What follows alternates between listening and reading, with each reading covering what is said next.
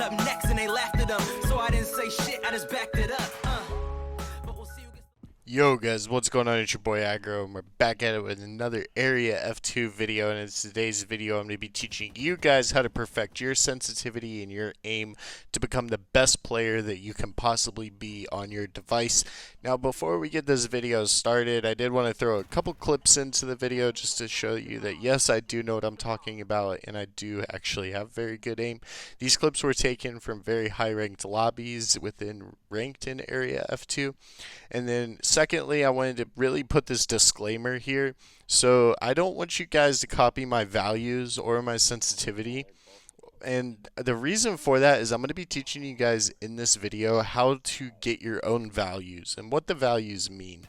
And what I mean by that is every single person's setup is different. So I happen to use a 2020 iPad that is an 11-inch, and I use thumb sleeves, and I currently don't use a screen protector.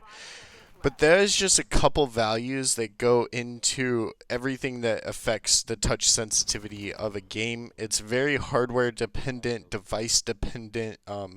Are you using thumb sleeves or not? Are you using a screen protector or not? What's the touch latency on that device? When all these variables come together and they drastically change the sensitivity for each individual person, not to even mention reaction times and stuff like that. Now, based off all that, that will change my sensitivity. I cannot take my sensitivity and then put it on like a 2018 11-inch iPad and then not use thumb sleeves. And it's just not going to work. It's going to be off drastically. So I just kind of wanted to put that disclaimer in here first, that don't just copy my sensitivity. Watch the entire video, because I'm going to teach you guys how to make your own sensitivity to where you guys are going to be absolutely cracked at this game. Now, if you do enjoy these videos where we do go in depth into certain things within games, make sure to click the like button and subscribe to the channel for more content. Let's get right into it. So we're going to be starting off with the camera settings at the very top of your sensitivity page.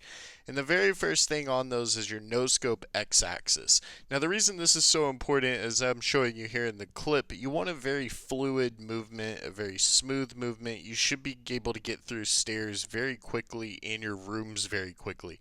This is kind of personal preference up to this point. If you can go through stairs and rooms smoothly, you don't really have to worry about it. It's just how you feel about it. As you can see, I turned it down in the 30s, and it is absolutely disastrous to even watch, and it takes me tons of time to get up the stairs. I'm misclicking all over the place. My vision as far as what I'm looking at is absolutely horrible. Now moving into the Y axis for the no scope, this is going to be your vertical, so up and down. And what we're going to be wanting to achieve here, and why it's way lower than the x-axis, is because when you're running around, you don't want any shakes in your aim, and it also goes into having correct crosshair placement. Now your crosshair, I'm pretty sure everyone would understand what that is. It's the little white lines in front of the gun when you're standing still. You want to make sure that that is at around head level. A good rule of thumb is actually trying to put their head inside the box. But basically anywhere shoulders and up is pretty decent crosshair placement. And the reason you want good crosshair placement is because if you get caught off guard and you're already having your crosshair at head level, you just have to scope in and shoot, where the other person then has to track, find his target, and then shoot. So it just takes out a whole lot less out of the equation. And also, you don't want jitters in your aim when you're moving and walking around, because then again it goes back to having to track to find your target, and that's just taking more time. Now I do show a very extreme example of this, and I understand that it's extreme, but I want you guys to see the correct way versus the extremes. That's why I'm lowering the sense and raising the sense. So not only do you understand what I'm talking about, you also get to see it firsthand. So then you're like, okay, well, I can understand what that sensitivity setting does. Because I just got to see what it does at the extreme level, and then I can judge it to the correct. So then you guys can kind of understand how you should work with these to figure out your own settings. Now, moving on, we're going to be going into the ACOGs. Now, with the ACOG scopes, you really want to be moving around the map and clearing rooms inside of your scope. So the x-axis here becomes very important, especially for clearing rooms and clearing out hallways and basically everything around the map. When you don't have the information that an area is clear or not, you should be in your scope probably 90% of the time, besides a sprint to a door after you realize that the room is clear to get to the next room.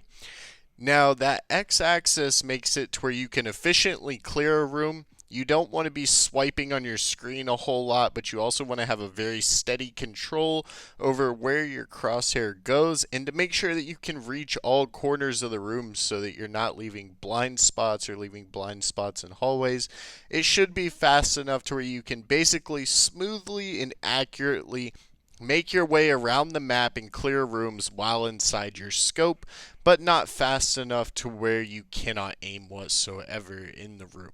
Now, after you get that down, you will then start fine-tuning your horizontal snap aim by actually finding two targets in the training map, two of the paper targets, and try to find ones that are in one corner and then one in an opposite corner. And you're actually just going to practice angle snapping. And what I mean by that is where you just lean and aim at the same time onto each one.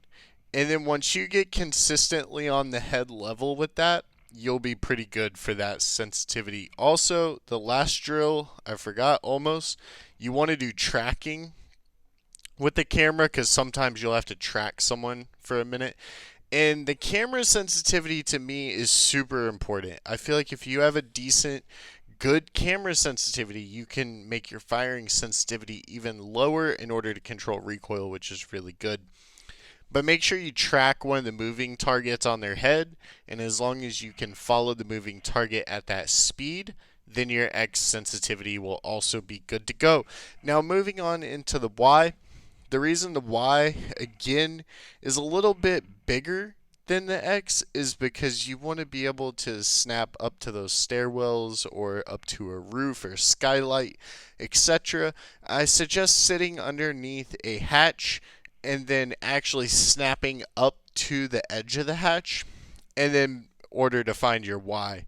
You also want to make sure that when you're snap aiming on your targets, and this is something you really have to understand and do a lot yourself. This is why I highly recommend boot camp. When you snapping onto the targets, you have to ask yourself, is my aim off vertically or horizontally? So as soon as you snap, don't touch the controls or anything like that. Basically just hold them, try not to move them from that spot, and see, okay, well, if I was aiming for the head, am I too far left or too far right? Or am I too far up or too far down? And that'll kind of help you adjust these settings. And once you get the baseline, this is what I call fine tuning. You just adjust them by one and then continue the drills for 2 minutes. And then if you notice an improvement, then you're good. If you notice you got worse, then put it back, basically. But you just do that over and over. And the reason I say 2 minutes is because you don't want to get into the habit of where you change it and then, okay, boom, you hit the target perfect that time. And you're like, okay, that's my new sense. And then you go to do it again and you're off. So 2 minutes is a good enough study time to where you're not wasting your entire day on sensitivity, but you're also getting enough data to accurately assess, do I need to lower or raise a value by any amount? Now moving forward into the holographics and red dots, you are actually going to just repeat this process. And it's the same exact process. I would not copy the values. Please do not copy the values. The way holographics react versus the way ACOGs react are completely different. You will destroy your sensitivity. And keep in mind, guys, I use ACOGs on attacking. I use holographics pretty much whenever I can on defense besides Fortress, and then the ops that don't have holographic, I run reflex. So you really want to try all of your sights, but basically if you get it for reflex or holographic, you'll be good on defense, because you don't just want to fine tune your sense for half of the game. You also want to fine tune it for defense as well. So run through the exact same drills as the x-axis and y-axis for the camera, and then that's how you will end up finding your holographic settings. Now, we're actually going to be moving on into the firing sensitivity, which is actually a ton of fun.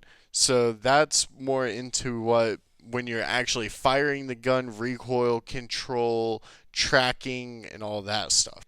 Now, for the x-axis on your no scope for the firing sensitivity, also known as the ADS section of your sensitivity controls, you want to keep it kind of high but not too high, and basically the reason for this is just in case a drone comes across the floor to where you can hip fire it without having to chase it down really.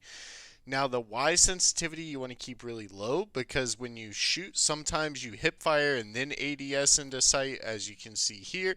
And you want to make sure that when you do hip fire on accident sometimes as you're zooming in your scope, that you don't offset your vertical aim at all to where you're actually staying on target for the head. Because if you're going for body shots, this doesn't really affect you, but when you start pinpointing your aim into headshots only, you want to make sure that you're staying on target 100%.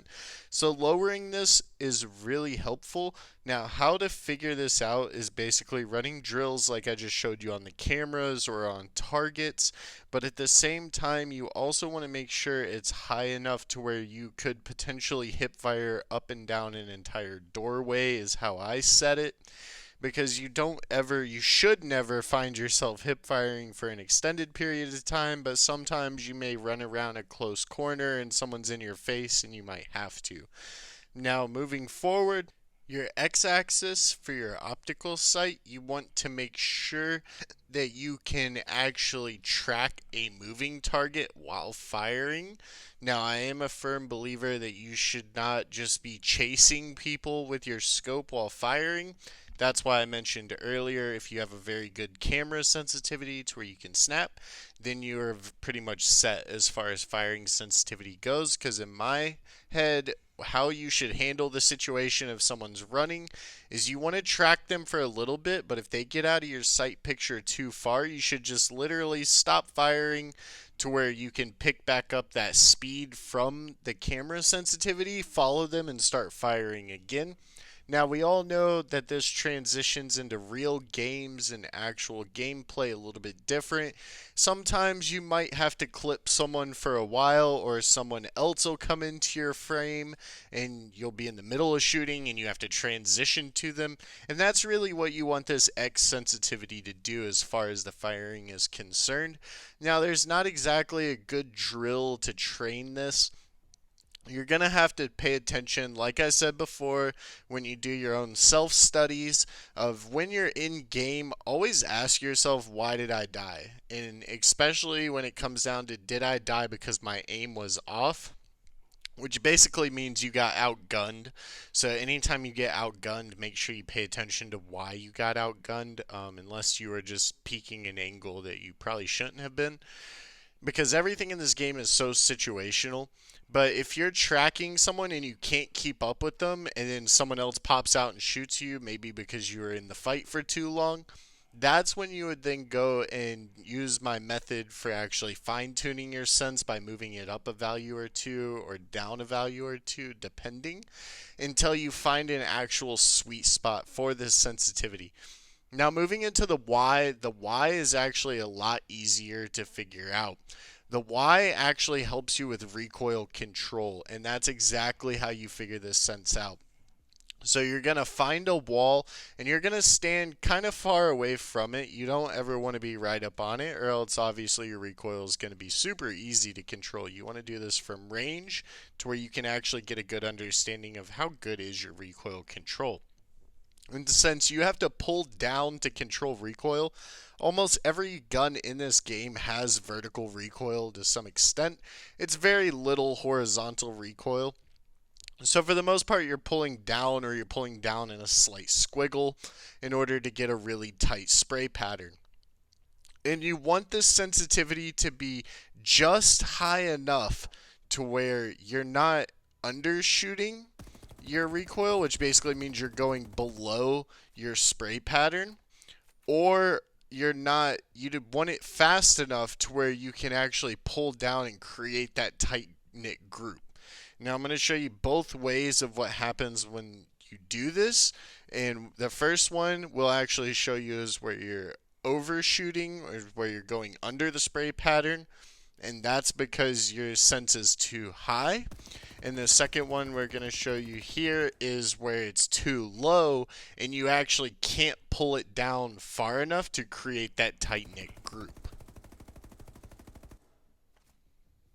And of course, for your red dots and your reflexes, you want to just take this process and repeat it exactly the same. Don't ever copy values from one to the other, because like I said before, that it's only half of the game.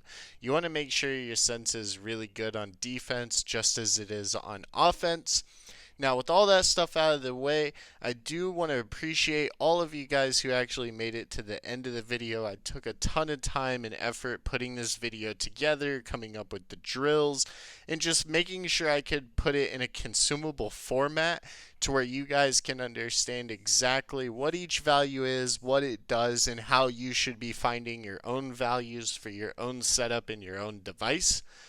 Now, moving on from that, I just wanted to remind you guys that I do have an 11,400 coupon giveaway going on currently until the end of the month, and I'm doing this to help you guys get the operators that you want or skins that you want within the game. So make sure to go check out that video as well. That'll be in the description below. And I really appreciate all of you guys. Please leave a like on this video and share it with everybody in your squad, because just because you know how to aim doesn't mean your teammate does, and this is a really team-based game, so you really want everyone on the same page. So if you know a friend that's struggling with their sensitivity or struggling with their aim at all, please show them this video so that you can help them out, and then in turn that'll help your squad out, and you all will start winning games like crazy, I promise. And with that, I will see you guys in the next one. Peace.